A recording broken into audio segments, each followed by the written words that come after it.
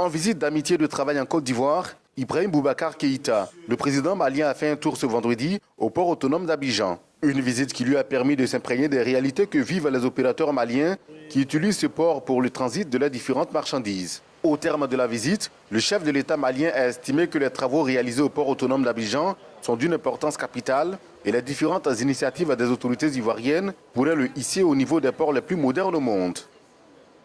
Nous avons eu un tonnage très important de 2 800 000 tonnes de céréales l'année dernière.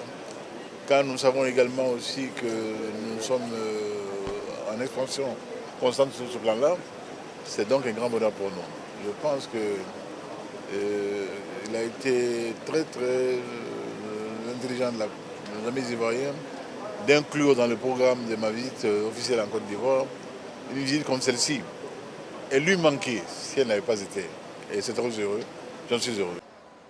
L'État ivoirien prévoit des investissements à hauteur de 760 milliards de francs CFA de 2012 à 2019 pour le port autonome d'Abidjan. Son directeur général, Yensie Yakouba, a par ailleurs fait une présentation sur le projet du terminal Roro et du TC2, deuxième terminal à conteneurs en cours, d'un coût global de 361,28 milliards de francs CFA. Ce projet devrait permettre d'augmenter le trafic de transbordement et d'accueillir des navires de plus de 250 mètres et de plus de 11,5 mètres tirant d'eau.